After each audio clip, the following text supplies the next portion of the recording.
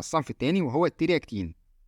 والترياكتين بيحتوي على مادة السايبروهيبتادين، ودي بتتبع الفيرست جنريشن انتي هيستامينيك أو مضادات الهستامين من الجيل الأول، وبيعمل عن طريق منع إنتاج مادة الهستامين، ودي مادة في الجسم بتسبب ظهور أعراض الحساسية.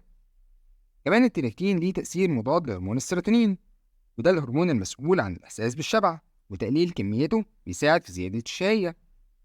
طيب إيه هي دواعي استعمال برشام ترياكتين أو بنستعمله في إيه؟ أول حاجة بنستعمله في حالة وجود احمرار وتهيج وحكة في العين. كمان بنوصفه في حالات العطس وسيلان الأنف الناتج عن الحساسية والمهيجات في الهواء وحمى القش. كمان بنوصفه في حالات الحكة الجلدية، وبرضه بنوصفه لعلاج الحساسية بسبب نقل الدم. كمان بنوصفه للحساسية تجاه الأدوية، وأشهر استخدام ليه حاليا إنه بيستخدم كفاتح للشهية. طيب إيه هي الأعراض الجانبية للترياكتين؟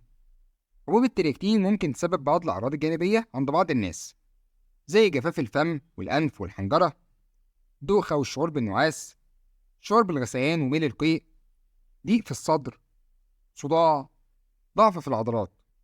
وفي بقى بعض الأعراض الجانبية ممكن تكون خطيرة، زي إنه يحصل صعوبة في التبول، مشاكل في الرؤية، والعصبية. عشان كده لو ظهر أي عرض من الأعراض التلاتة دول فلازم ترجع للطبيب المعالج فورا. طيب يا دكتور، إيه هي موانع استعمال الترياكتين أو مين الناس الممنوعة من استعماله؟ أول حاجة ممنوع في حالة وجود حساسية أو كمان في حالات الربو.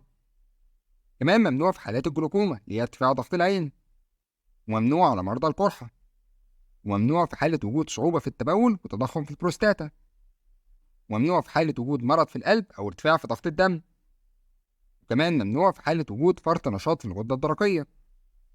ويفضل عدم وصفه لكبار السن لأنه غير آمن بالنسبة لهم.